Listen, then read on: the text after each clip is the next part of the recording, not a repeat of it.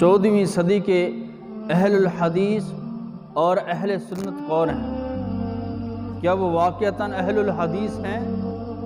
کیا آپ واقعتاً اہل سنت ہیں؟ اور اہل الحدیث کی تعریف تو آپ کو معلوم ہے، اہل الحدیث تو محدثین ہیں، حدیث بیان کرنے والے ہیں۔ اہل والے حدیث یعنی اللہ کے نبی علیہ الصلوۃ والسلام کی سنت والے، اور اہل سنت آپ علیہ الصلوۃ والسلام کے طریقے والے۔ آیا اب سوال پیدا یہ ہوتا ہے، کیا ہم اہل الحدیث ہیں؟ ایک داڑھی مون وہ یہ دعویٰ کرے کہ میں اہل الحدیث ہوں، ایک زکوٰۃ نہ دینے والا وہ یہ دعویٰ کرے کہ میں اہل الحدیث ہوں، اور نماز نہ پڑھنے والا وہ یہ دعویٰ کرے کہ میں اہل الحدیث ہوں، بہن کی وراثت کھانے والا، بیٹی کو وراثت سے محروم کرنے والا وہ یہ دعویٰ کرے کہ میں اہل الحدیث ہوں، یعنی محدثین میں سے ہوں۔ یہ کیسے ہو سکتا ہے؟ محدثین جس پر سیرت نہ ہو، حدیث کو ماننے والا نہ ہو، حدیث پر چلنے والا نہ ہو، اور اس کا دعویٰ یہ ہے کہ میں اہل الحدیث ہوں۔ اہل الحدیث تو وہ لوگ تھے جن کے منہ پہ داڑھیاں تھیں، سنت انہوں نے سجائی ہوئی تھی، سیرت کے مطابق وہ زندگی گزارا کرتے تھے، ان کی صورت بھی اسلام کے مطابق تھی۔ وہ اہل الحدیث تھے، وہ محدثین تھے۔ اور اہل الحدیث تو امام بخاری ہیں، امام مسلم ہیں، صحابہ کرام ہیں، تبع تابعین ہیں، مخزرمین ہیں، امام نسائی ہیں، امام ابو داؤد ہیں۔ سارے محدثین جو حدیث بیان کرنے والے ہیں، جو حدیث پڑھنے والے تھے، جو حدیث لکھنے والے تھے، جو حدیث کو آگے بیان کرنے والے تھے، جو حدیث پر عمل کرنے والے تھے، وہ اہل الحدیث ہیں۔ آج کل کے یہ اہل الحدیث ہیں؟ کیا یہ حدیث پہ عمل نہیں کرتے؟ منہ پہ داڑھی نہیں؟ پوچھو کون میں اہل الحدیث ہوں؟ زکوٰۃ دیتا نہیں، پوچھو کون میں اہل الحدیث ہوں؟ جھوٹ۔ کیا اہل الحدیث ایسے تھے؟ کیا ان کی شکلیں ایسی تھیں؟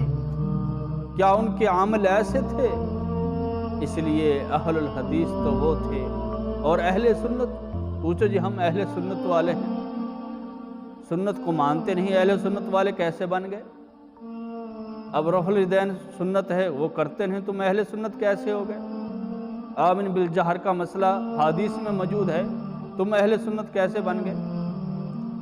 اس لیے اہل سنت اللہ کے نبی علیہ الصلوۃ والسلام کے طریقے والے، یہ اہل الحدیث اور اہل سنت جو ہیں ایک ہی چیز ہے۔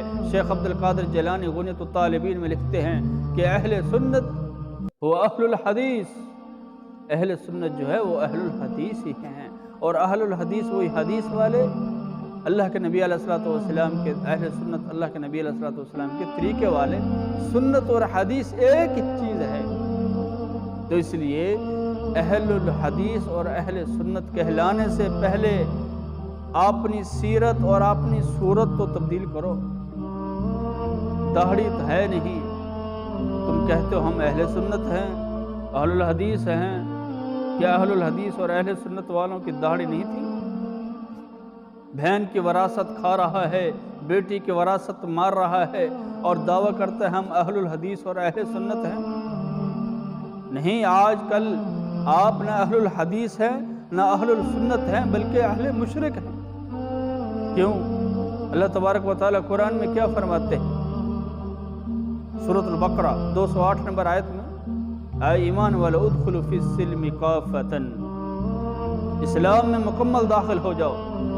کیا تم اسلام میں مکمل داخل ہو؟ تمہارا عمل حدیث والا نہیں، تمہارا عمل سنت والا نہیں، تم اسلام میں کیسے مکمل داخل نہیں ہوئے؟ اور پھر اسلام نے فرقہ پرستی سے منع کیا۔ سورۃ آل عمران آیت نمبر 103، چوتھا پارہ، اللہ تبارک و تعالیٰ فرماتے ہیں وَاعْتَصِمُوا بِحَبْلِ اللَّهِ جَمِيعًا وَلَا تَفَرَّقُوا، اللہ کی رسی کو مضبوطی سے تھامو، فرقہ بندی میں مت پڑ جاؤ۔ فرقہ بندی میں پڑھنے والے لوگ وہ بھی مشرک ہیں، بے نماز مشرک ہے، فرقہ بندی میں پڑھنے والا انسان مشرک ہے۔ اور آج صرف فرقہ پرستی، شخصیت پرستی ہے۔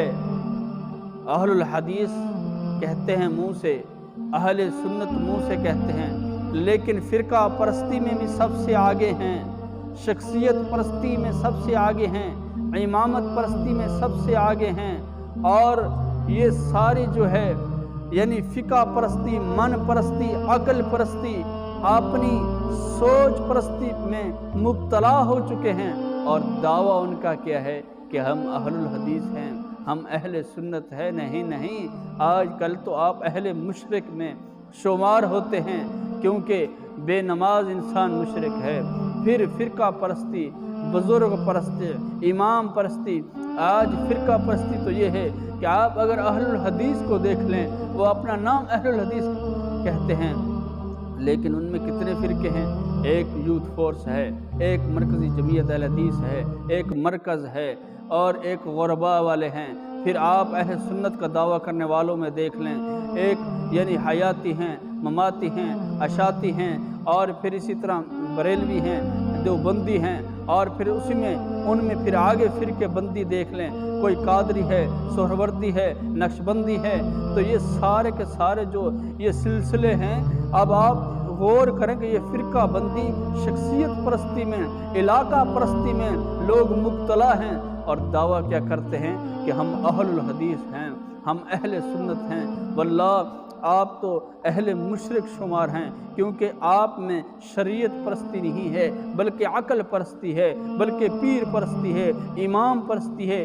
امام کی بات کو ترجیح دیتے ہو، اپنی عقل کو ترجیح دیتے ہو، سنت کو ترجیح نہیں دیتے۔ اس لیے یہ اہل الحدیث بننا بڑا مشکل ہے، اہل سنت بننا بڑا مشکل ہے۔ اہل الحدیث تو کون ہے؟ محدثین ہیں۔